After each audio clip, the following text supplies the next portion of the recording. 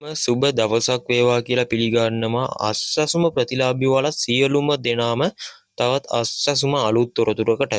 ඉතින් ඔන්න අද වීඩියෝ එකේදී මම ඔයාලව දැනුවත් කරන්න ඇවිල්ලා තියෙන්නේ අස්සසුම මාර්තු මාසයේ දීමනාව පිළිබඳව තමයි. ඉතින් ඔන්න අද දිනේ තමයි 2026 මාර්තු 1 වෙනිදා.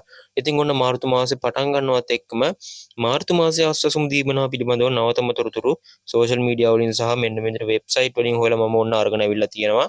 ඉතින් මගේ නාලිකාව හරහා ඔයාලට මෙන්න මේ විදිහට තොරතුරු දැන ගැනීමට හැකියාව තියෙනවා. ඉතින් මෙන්න මේ වගේ අවශ්‍යසුම් තොරතුරු එසැනින් බලා ගැනීමට නම් ඔයාලට පුළුවන් අපේ නාලිකාව subscribe කරලා අපේ නාලිකාවත් එක්ක දිගටම එකතු වෙන්න.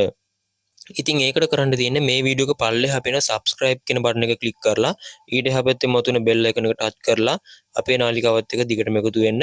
ඉතින් ඒ වගේම Facebook පිටුවත් follow කරලා එකතු වෙන්න අමතක කරන්න එපා. අපි අවශ්‍යම Facebook පිටුවත් follow කරලා එකතු වෙන්න. ඉතින් ඔන්න අද වීඩියෝ එකේදී අපි සාකච්ඡා කරමු මෙන්න මේ විදිහට මාර්තු මාසයේ දීමනාව සියලුම අවශ්‍යම ප්‍රතිලාභීන්ට සිස්ටම් එකට බැර වෙන දිනය සහ බැංකුවට වැටෙන දිනය පිළිබඳව.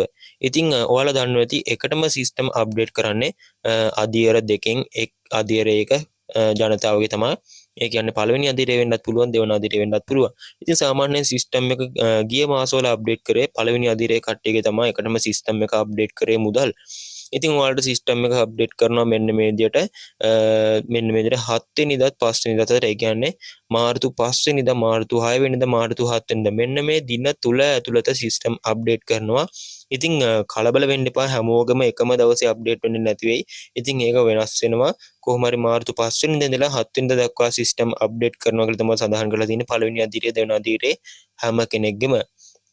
ඉතින් කොහොම වුණත් ඔයාලට බැංකුවට මුදල් ලබා ගැනීමේ හැකියාවක් තියෙනවා 9 වෙනිදාත් 12 වෙනිදාත් අතර මෙන්න මේ දින තුනක් වගේ සිස්ටම් එකේ තිබිලා මුදල් බැංකුවට බැර වෙනවා. ඉතින් ගොඩක් දෙනෙක් අහලා තිබ්බා ආශ්වාසම කපන්නේ කාගේද කියලා. ඉතින් ඒක පිළිබඳව වීඩියෝ එකක් මගේ channel එකේ දාලා තිබුණා සියලුම විස්තර කතා කරා මම. ඉතින් ඒ කපන්නේ තොරතුරු යවවත් කාලින කිරීමේ ක්‍රියාවලිය සිදු කිරීම කටයුත්ත කරේ නැති කට්ටියගේ. ඉතින් අර ඔයාලා දන්නේ නැති මාස එකමාරක වගේ කාලයක් දීලා තිබුණා. ඉතින් ඒ ක්‍රියාවලිය සිදු නොකරපු කට්ටියගේ සහ මෙන්න මේ විදිහට ඒ ක්‍රියාවලිය සිදු කරලත් බැංකු තොරතුරු ඒ කියන්නේ ඔයාලා දන්නේ නැති සිස්ටම් එකේ මුදල් බැංකු ගිණුම් වලට තමයි වැටෙන්නේ. බැංකු තොරතුරු ඇතුළත් නොකරපු කට්ටියගේ තමයි මෙන්න මේ විදිහට මේ මුදල් ලැබෙන්නේ නැහැ කියලා සඳහන් කරලා තියෙන්නේ. ඉතින් ඒක ටීවී channel වලත් ගියා.